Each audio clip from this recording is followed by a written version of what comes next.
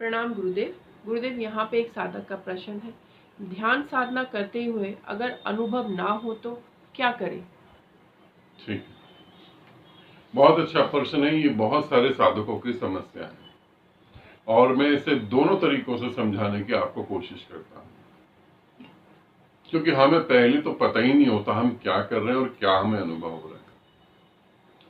ध्यान साधना करते करते मुझे अनुभव ही नहीं होता तो क्या करूं? प्रश्न को अच्छे से समझेंगे। ध्यान साधना करते करते मुझे अनुभव ही नहीं हो रहे तो मैं क्या करूं? एक तो ये प्रश्न है। इसका मतलब है पहले अनुभव हो रहे थे, अब अनुभव नहीं हो रहे हैं। एक प्रश्न है ध्यान कर रहा हूं, कुछ अनुभव ही नहीं हो रहे हैं।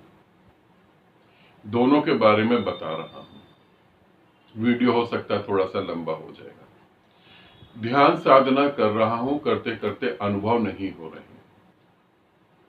तुम्हारे सारे के सारे अनुभव ही मन की कल्पनाएं हैं। तुम्हें प्रकाश दिखना, तुम्हें ब्रह्मांड दिखना, तुम्हें चांद तारे दिखना, ये सारे के सारे तुम्हारे मन की ही कल्पनाएं। फिर आगे जाके अनुभव ही नहीं हो रहा। इसका मतलब हुआ मन से तुम विदा हो रहे हो, परमात्मा के करीब पहुंच रहे हो। जब जब तुम परमात्मा के करीब पहुंचोगे तो कोई अनुभव नहीं होगा। क्यों अनुभव नहीं होगा?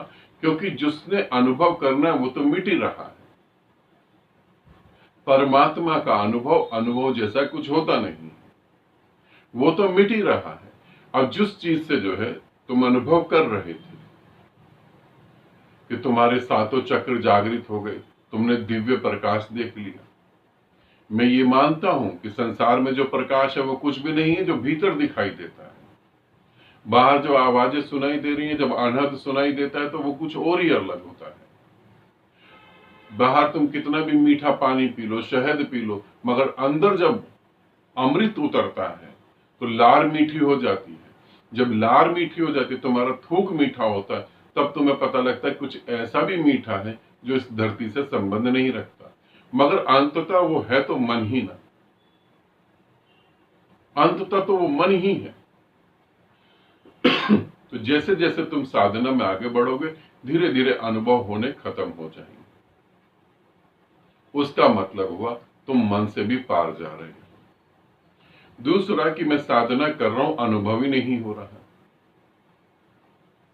अगर आप साधना कर रहे हैं, कोई अनुभव ही नहीं हो रहा है, तो इसका मतलब आप साधना के नाम पर कुछ और कर रहे हैं।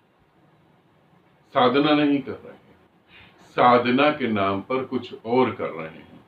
साधना की पहली शर्त क्या होती है? शांत होना। और यदि आप सतत विचार कर रहे हैं तो शांत कहां से होंगे? फिर चाहे विचार शिव का करें, चाहे विचार निराकार का करें, चाहे विचार मोक्ष का करें, चाहे विचार गुरु का करें, फिर शांत कहां से होंगे? फिर शांत नहीं होंगे। और जब शांत नहीं होंगे तो कोई अनुभव ही नहीं होगा।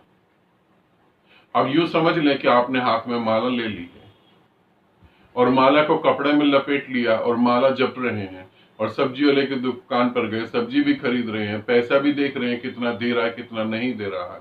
अब टैक्सी भी कर रहे हैं, कहीं घूमने भी जा रहे हैं, किसी से बात भी कर रहे हैं, अब माला भी जपे जा रहे हैं, तो आपको कुछ भी अनुभव नहीं होगा। रात को 3 बजे उठ गए हैं मंत्र सिमरण के लिए, शब्द सिमरण के लिए, अब 3 बजे उठ के बैठे हुए, गर्दन बार बार यूं हो रही है, यूं झुके जा रही है, झुके जा रही है, बार बार झटके लग रहे हैं, तो नींद ही नहीं पूरी हुई, तो अनुभव कहां से होगा? अनुभव नहीं होगा। तीसरा प्रश्न पूछा तो नहीं है, मगर मेरे दिमाग में आया, कुछ साधकों के साथ ये भी होता है, वो भी मैं क्लियर कर देता हूं कि मुझे सिर्फ अंधकार दिख रहा है।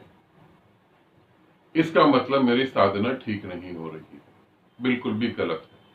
अंधकार दिख रहा है तो शुरू शुरू में अंधकार ही दिखेगा और अंततः आखिर तक अंधकार दिखेगा। अंधकार को देखने वाले भी लोग मोक्ष को उपलब्ध हुए। ऐसा नहीं है। काले रंग में हमने बहुत सारी मूर्तियां बनाई हैं। काले रंग में ही मूर्तियां क्यों बना दी फिर हमने? गुरु काले रंग के ही कपड़े क्यों पहन लेता है? अंधकार दिखाई दे रहा है, तो उसका मतलब साधना गलत हो रही है? ये बिल्कुल गलत है। साधना बिल्कुल ठीक हो रही है। कुछ लोगों को, कुछ साधकों को अंधकार ही दिखेगा और वो अंधकार में ही गति करते चले जाएंगे। हाँ, एक दिन ऐसा आएगा जब अंधकार बदल जाएगा। अब वो अंधकार नहीं होगा, क्योंकि एक अंधकार तो आपकी आंखों की वजह से आपको दिख रहा है। जैसे आपने प्रकाश देखा और आंखें बंद कर ली तो एकदम से अंधकार दिखाई देगा। ये प्रकाश के अभाव में अंधकार है। फिर एक अंधकार आपके भीतर है। पहले तो प्रकाश का अभाव जो है, प्रकाश ना होने की वजह से जो अंधकार दिख रहा है, शुरू में वही दिखेगा। उसके बाद जो है भीतर का अंधकार दिखेगा और उसी अंधकार में देखते देखते वो बदलने लगेगा। और जैसे ही वो बदलने लगेगा तो फिर वहां पर जाके कुछ भी नहीं होगा, परम मौन घटेगा, परम आनंद घटेगा। तो साधना करते करते अनुभव होने रुक जाए तो मैं क्या करूं? कुछ नहीं करो, बस इंतजार करो और साधना कंटिन्यू करो। अच्छा है ये प्रश्न तुमने पूछा, और मेरे बहुत सारे साधकों का भी ये प्रश्न था। नहीं तो किसी के हाथ में पड़ जाते तो वो बताता कि गौ हत्या हो गई। मेरे साथ ही हुआ था बचपन में। मैं ध्यान साधना कर रहा था और 6-7 महीने तक मुझे कोई अनुभव नहीं हुआ। रो रहा था, परेशान हो गया था, कुछ मन ही नहीं कर रहा था।